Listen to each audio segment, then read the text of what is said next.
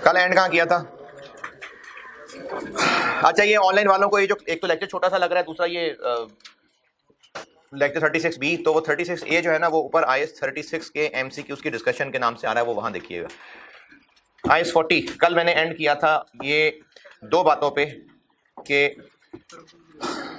एक तो कहा था कि एक प्रॉपर्टी दोनों कामों में इस्तेमाल हो रही है तो क्या करना है, और एक कहा था कि अगर सर्विसेज भी दी जाती हैं तो क्या करना है, और इसके अलावा आपको कहा था कि क्वेश्चन नंबर 2 और 3 कराइए। अब इनको मैं करता हूं डिस्कस। अच्छा, IS 20 के ऊपर क्वेश्चन नोट्स रखे हैं, वो ले लीजिएगा। IS 20 अगला IS, ये इंशाल्लाह कल हो जाएगा खत्म। है जी, इसमें अभी आज की क्लास भी है, तो भी आज की भी बहुत सारी क्लास रहती है, अभी कल की भी क्लासेस रहती हैं।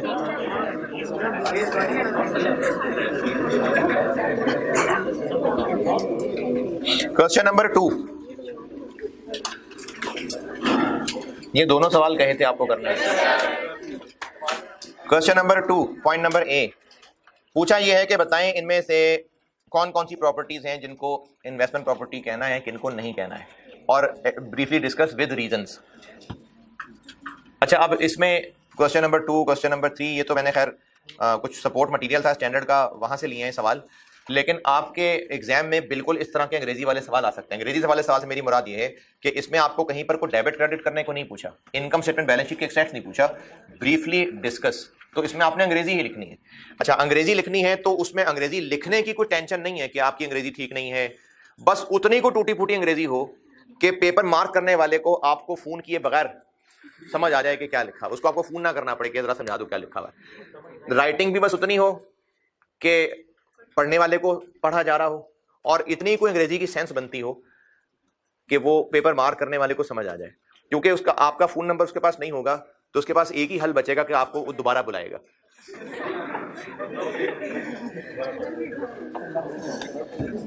तो आपने ना इसमें ब्रीफली डिस्कस, जो कॉन्सेप्ट है वो जैसी भी टूटी फूटी इंग्लिश में लिखना है वो लिखना है। अब जैसे पॉइंट नंबर A में कहा हुआ है कि एक एंटिटी ने बिल्डिंग किराए पे दी है अंडर ऑपरेटिंग लीजेस, तो इन्वेस्टमेंट प्रॉपर्टी, तो आप इसमें सिर्फ इतना ही कह देंगे कि जो बिल्डिंग है वो ऑपरेटिंग लीजेस पे देना इन्वेस्टमेंट प्रॉपर्टी होती है, इसलिए ये इन्वेस्टमेंट प्रॉपर्टी, बस खत्म हो गई बात। Point number B, building rent पे दी हुई है अंडर एन ऑपरेटिंग लीज, और लेसी कहते हैं जिसको किराए पे दी हुई है बिल्डिंग, और लेसी क्या करता है, लेसी ऑपरेट्स अ होटल, ये मैंने कल जो मरी के होटल की मिसाल दी थी, the lessee operates a hotel from the building and provides a range of services commonly provided by such hotels, यानी वहां पर खाना पीना रहना वही सर्विसेज हैं जो बाकी वहां इलाकों के होटल की सर्विसेज हैं। दी एंटिटी, यानी हम जिसकी प्रॉपर्टी है, the entity does not provide any service to the hotel guests and its rental income is unaffected by the number of guests that occupy the hotel। मैंने आपको एक मिसाल ये दी थी कि हमने एक पार्टी को वो होटल ठेके पे दे दिया और कहा कि तुम चलाओ, लेकिन हमारा जो तुमसे किराया होगा वो पर कस्टमर इतने रुपए होगा, तो फिर ये इन्वेस्टमेंट प्रॉपर्टी नहीं है, फिर तुम उसके हिस्सेदार बन गए। तो वो यहां पर लिखने का मतलब है कि हम उससे एक फिक्स्ड किराया ले रहे हैं, कस्टमर्स कम हो ज्यादा हो ना हो हमें फर्क नहीं पड़ता, तो फिर हमने ये बिल्डिंग किराए पे दी हुई है, तो इसलिए ये इन्वेस्टमेंट प्रॉपर्टी। अच्छा, इसके आंसर में आपको जो अंग्रेजी लिखनी है ना, वो आपको सवाल की अंग्रेजी से ही सहारा लेना है। अब आप यहां पर कहेंगे कि चूंकि जो रेंट है वो इससे फर्क नहीं पड़ रहा कि नंबर ऑफ गेस्ट कम ज्यादा है, इसलिए ये फिक्स्ड रेंट हमारी प्रॉपर्टी ही है, इसलिए इन्वेस्टमेंट प्रॉपर्टी है। तो सवाल ही में से एक दो जुमले उठाएं, सपोर्ट मिल जाएंगे अंग्रेजी लिखने की। सी, ट्रैक्ट ऑफ लैंड, मतलब लैंड का कोई टुकड़ा है और वो खरीदा, इसलिए वो खरीदा, उसके बाद उसके छोटे छोटे प्लॉट्स, और उसको छोटे छोटे प्लॉट्स में बांटा इसलिए है क्योंकि हमारा काम ही यही है, हम वो प्लॉट्स बेचते हैं प्रॉफिट पे, तो फिर वो जमीन हमारे लिए इन्वेंट्री है। पॉइंट सी बताया मैंने। Point number D, entity owns a building, जो उसने रेंट आउट की है थर्ड पार्टी को अंडर ऑपरेटिंग लीजेस, लेकिन साथ ये कुछ सर्विसेज भी देते हैं, और उन सर्विसेज देने के लिए उन्होंने अपना एक ऑफिस भी यही बिल्डिंग में बनाया हुआ है, लेकिन ये सारा काम मुश्किल से 1% जगह घेरे हुए है, तो ये इनसिग्निफिकेंट जगह, तो इसलिए ये सारी बिल्डिंग इन्वेस्टमेंट प्रॉपर्टी है जी। जी जी। अच्छा, अब इस पॉइंट में ना उसने सर्विसेज का जिक्र तो किया है, लेकिन ज्यादा फोकस इस बात पे रखा कि इस काम के लिए उन्होंने कुछ जगह ऑक्युपाई कर ली। तो जो कल दो बातें बताई थी ना, ये उनमें से पहले वाली को एक्सप्लेन कर रहा है, क्योंकि उसने जो एक्सप्लेन किया है वो जगह को एक्सप्लेन किया है ना, उसने ये नहीं बताया कि सर्विसेज कितनी सिग्निफिकेंट है। तो ज्यादा बात उसने इस जगह घेरने पे की है, तो ये कल वाले में से पहले पॉइंट को फोकस किया है। पॉइंट नंबर ई, दो फ्लोर है बिल्डिंग के, एक हमने किराए पे दिया है, दूसरा हमारे पास खुद अपने इस्तेमाल में है। The entity can measure reliably the fair value of each floor. तो अगर हम हर फ्लोर की फेयर वैल्यू निकाल सकते हैं सेपरेटली, तो बेच सकते हैं तो फेयर वैल्यू निकाल सकते हैं ना। तो फिर चूंकि ये दोनों फ्लोर्स अलग अलग बिक सकते हैं, तो जो फ्लोर किराए पे दिया है वो IS 40 और जो अपने पास है वो IS 16। क्वेश्चन नंबर 2 में से कोई और इतराज परेशानी? क्वेश्चन नंबर 3, ब्रीफली डिस्कस के इनमें से कौन सी इन्वेस्टमेंट प्रॉपर्टी है। Number 1, the entity rents out a building it owns to independent third party and operating leases. ठीक है। The entity provides cleaning, security and maintenance services for the lessees of the building. बस, full stop. अब यहां पर और वो जो पहले पिछले सवाल का पॉइंट डी है, इनमें फर्क। पिछले सवाल के पॉइंट डी के अंदर ये बात बताई गई थी कि हमने एक ऑफिस खुद अपने इस्तेमाल में रखा हुआ है जो इतनी सी जगह घेर रहा है, तो इससे पता चल रहा था कि कल हमारी पढ़ी बातों में से पहली वाली बात थी। अब इस सवाल के पॉइंट 1 में ये तो नहीं कहा कि हमने कितनी जगह खुद इस्तेमाल में रखी है, तो ये कल पढ़े हुए की पहली बात में से नहीं है। यहां पर बात हो रही है सर्विस की, तो ये कल पढ़ी हुई दूसरी बात है। लेकिन इसमें कहीं ये नहीं पता चल रहा कि वो जो सर्विस हम देते हैं अपने किराएदारों को, वो सिग्निफिकेंट है या इनसिग्निफिकेंट। तो जब ये नहीं पता चल रहा, तो आपसे यस और नो में तो आंसर मांगा ही नहीं है, आपसे तो डिस्कस करने को कहा है। तो आप ये कहेंगे कि अगर ये सिग्निफिकेंट है तो फिर ये इन्वेस्टमेंट प्रॉपर्टी नहीं है, लेकिन अगर ये इनसिग्निफिकेंट है तो फिर ये इन्वेस्टमेंट प्रॉपर्टी है। पॉइंट 2, जमीन खरीदी और उसको हमने उम्मीद ये लगाई है कि इसकी वैल्यू कल को बढ़ेगी, तो फिर इन्वेस्टमेंट प्रॉपर्टी है। पॉइंट नंबर 3, बिल्डिंग है जिसको हम खुद होटल के तौर पे ऑपरेट करते हैं, तो अब जब खुद होटल के तौर पे ऑपरेट करते हैं तो ये IS 16 है। नंबर 4, बिल्डिंग है किराए पे दी हुई है और खुद हमने इस बिल्डिंग का 25% हिस्सा अपने पास रखा हुआ है, तो क्या ये इनसिग्निफिकेंट है? नहीं, तो फिर ये इन्वेस्टमेंट प्रॉपर्टी नहीं है, ये पूरा IS 16 है। क्लासिफिकेशन खत्म, मेजरमेंट।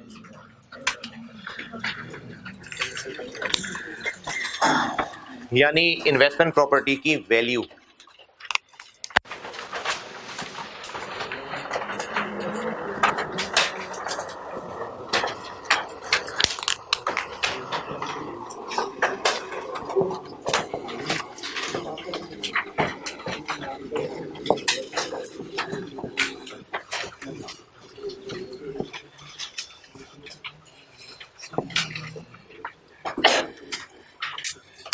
इनिशियल मेजरमेंट मतलब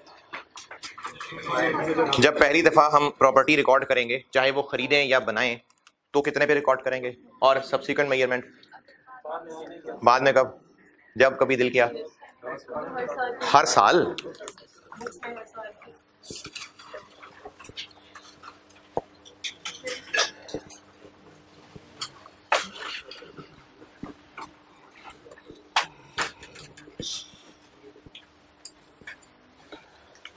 तो IS 16 में भी कुछ ऐसा सा दरख्त था और इसकी आगे 2 शाखें थी, कॉस्ट मॉडल और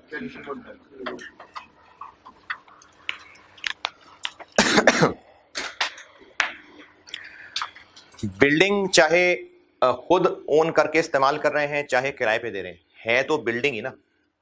किराए पे दी है तो वो इन्वेस्टमेंट प्रॉपर्टी है, खुद इस्तेमाल कर रहे हैं तो IS 16 है, लेकिन है तो बिल्डिंग ही।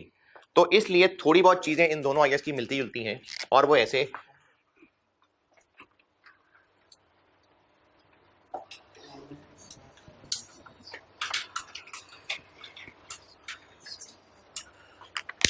जैसे IS 16 इनिशियल मेजरमेंट किस अमाउंट पे होगी, कॉस्ट पे, तो इसमें भी कॉस्ट पे। कॉस्ट के कंपोनेंट्स खरीदना, non refundable taxes, transportation, installation, testing, वही सारा कुछ। तो ये कॉस्ट और कॉस्ट मॉडल बिल्कुल सेम है, इसमें मजीद किसी तफसील की जरूरत नहीं है, क्योंकि वो मैं इसकी तफसील में जाऊंगा तो दिल घबराना शुरू हो जाएगा। ये I-16 पढ़ लिया होगा, आसान सा था। हाँ,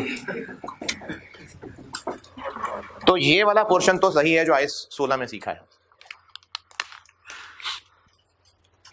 लेकिन अगर कंपनी ने फैसला किया है कि इन्वेस्टमेंट प्रॉपर्टी के लिए कॉस्ट मॉडल नहीं, दूसरा मॉडल लगाना है, तो उस दूसरे मॉडल को कहते हैं fair value model. Revaluation model नहीं, फेयर वैल्यू मॉडल है। नहीं, वो फेयर वैल्यू मॉडल नहीं था, उसका नाम रिवैल्यूएशन मॉडल था। बेशक हम उसको रिवैल्यू करके फेयर वैल्यू तक पहुंचाते थे, लेकिन ट्रीटमेंट्स का फर्क है, तो इसलिए नाम भी फर्क है। Fair value model, investment property की इनिशियल मेजरमेंट एट कॉस्ट होगी, वही सब जैसे I-16 में पढ़ा था। सब्सिक्वेंट मेजरमेंट अगर मैनेजमेंट ने फैसला किया कि कॉस्ट मॉडल फॉलो करना है, तो ये सारा कुछ वैसे ही जो I-16 में सीखा हुआ है। ये नई चीज है, ये बताता हूं। फेयर वैल्यू मॉडल बताने लगा।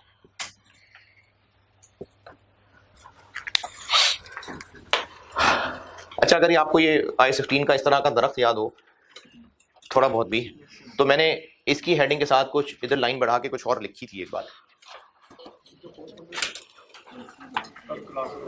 हाँ जी, मैंने कहा था कि जो भी इनमें से सिलेक्ट होगा वो पूरी क्लास के लिए होगा। हाँ, ऐसा हो सकता है कि एक क्लास के लिए कॉस्ट मॉडल, एक क्लास के लिए रिवैल्यूएशन मॉडल। जैसे हो सकता है बिल्डिंग, लैंड बिल्डिंग के लिए रिवैल्यूएशन मॉडल हो, प्लांट एंड मशीनरी के लिए कॉस्ट मॉडल हो। यहां पर मैंने ऐसा कुछ नहीं लिखा, क्योंकि यहां पर क्लासेस कौन सी हैं, एक प्रॉपर्टी ही तो है। तो इन्वेस्टमेंट प्रॉपर्टी ही के लिए या तो कॉस्ट मॉडल होगा या फेयर वैल्यू मॉडल होगा। वो तो प्रॉपर्टी, प्लांट एंड इक्विपमेंट था, तरह तरह की क्लासेस थी। यहां तो है ही सिर्फ प्रॉपर्टी, तो इसलिए या तो इन्वेस्टमेंट प्रॉपर्टी के लिए ये मॉडल होगा या ये मॉडल होगा। फेयर वैल्यू मॉडल क्या है? फेयर वैल्यू मॉडल ये है कि डेप्रिसिएट तो ना करें, no depreciation is charged. Building है, यूजफुल लाइफ भी होगी, कोई डेप्रिसिएशन चार्ज नहीं करनी।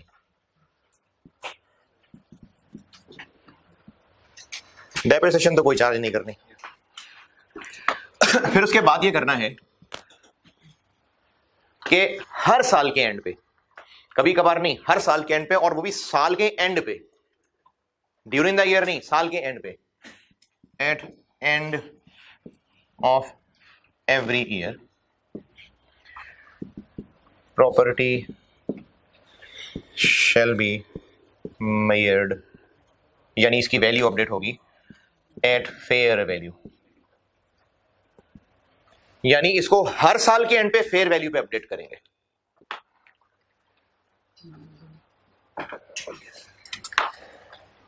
तो हर साल की फेयर वैल्यू पे जब अपडेशन होगी तो वैल्यूज में चेंजेस भी आएंगी। तो वो जो भी गेन लॉस आएगा, उस गेन लॉस का क्या करें, वो P&L में जाएगा, क्योंकि अगर वही सारे काम करने थे तो फिर रिवैल्यूएशन मॉडल ही कह देते। तो इसलिए हर साल के एंड पे फेयर वैल्यू पे अपडेट हुआ करेगा, और उससे जो भी गेन लॉस है वो P&L में ही जाएगा।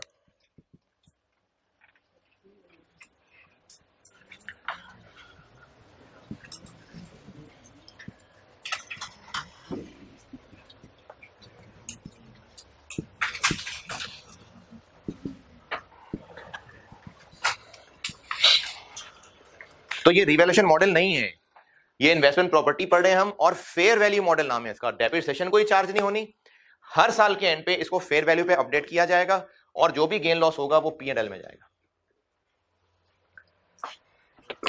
सवाल लिखें इसके लिए, नोट कर लें और सवाल लिखें।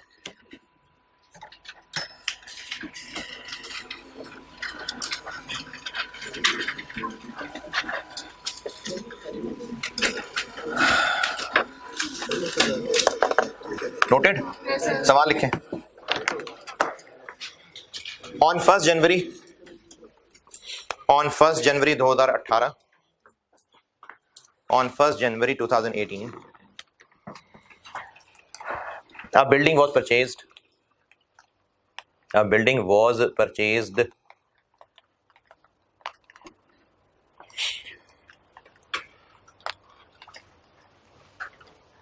With an intention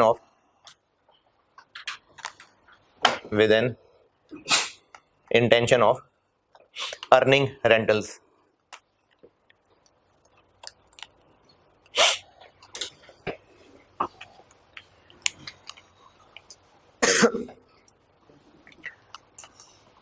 The building was leased out. The building was leased out on an operating lease. On an operating lease. On 1 जुलाई 2000 कब खरीदा है? 18 ऑन 1 जुलाई 2018। कितना किराया?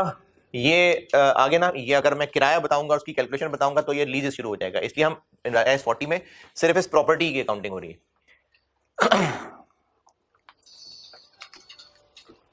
क्यों भाई, इस किराए की अकाउंटिंग क्या करेंगे? है रेंट इनकम किस बेसिस पे? Operating lease, books of lessor, FR2 पढ़ा मुझसे, फिर बेइज्जती करा, फिर बेइज्जती। ऑपरेटिंग लीज, फाइनेंस लीज नहीं, ऑपरेटिंग लीज। हाँ, लीज इनकम किस पैटर्न पे, किस तरह से इनकम बनाएंगे? है? शाबाश, याद है भाई, याद है, शाबाश शाबाश, सही बताया, सही बताया, सही बताया। आज हमें क्या पता है?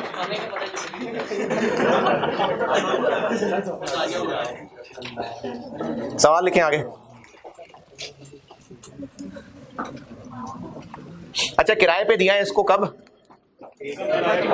तो फिर क्या ये 1 जुलाई 18 को इन्वेस्टमेंट प्रॉपर्टी बनी है?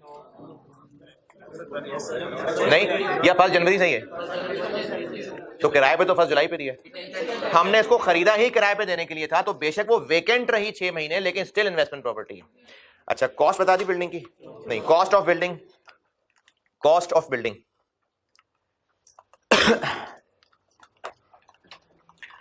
कॉस्ट ऑफ बिल्डिंग है जी 20 मिलियन, 20 मिलियन। यूजफुल लाइफ 10 साल है, यूजफुल लाइफ 10 years।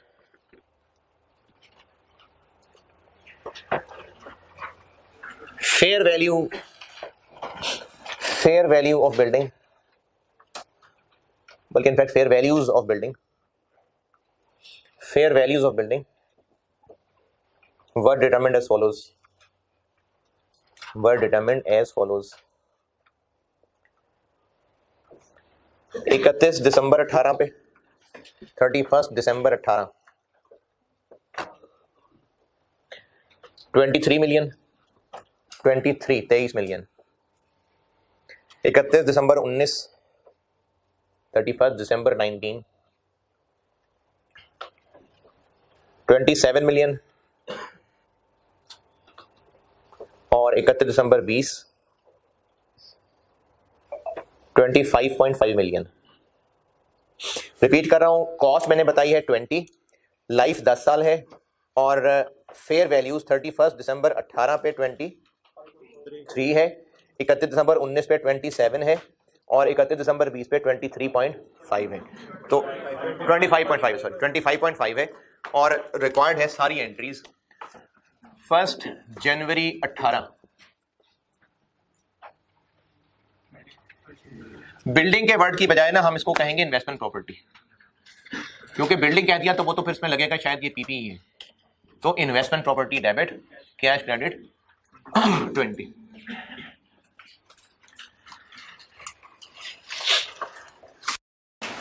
इकतीस दिसंबर 18 डेप्रिसिएशन की एंट्री करूं।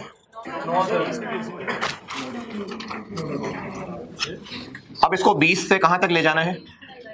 तो इन्वेस्टमेंट प्रॉपर्टी मजीद डेबिट, कितने से? 3 से। क्रेडिट, क्रेडिट हाँ जी, उसको P&L कह दें वो भी ठीक है, फेयर वैल्यू गेन कह दें, लेकिन साथ P&L जरूर लिखें, या सिर्फ P&L कह दें वो भी ठीक है। 31 दिसंबर 19। अब कहां तक ले जाना है? मजीद गेन आ गया, कितना? 4, सेम एंट्री।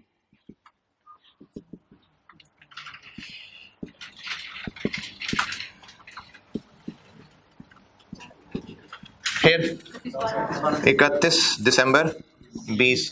अब क्या करें? 27 से इसको 25.5 पे लाना है, कम हो गया ना। तो fair value loss, fair value loss gain का वर्ड ना भी लिखें, सिर्फ P&L लिख दें काफी है। और इन्वेस्टमेंट प्रॉपर्टी क्रेडिट कितने से 1.5।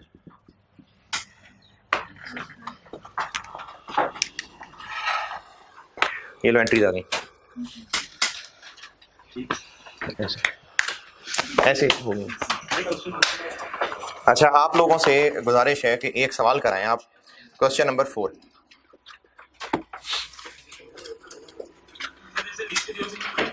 है वो मैंने डिटेल नहीं बताई, वो तो लीजेस की काउंटिंग शुरू हो जाएगी फिर, तो वो तो IFRS 16 है।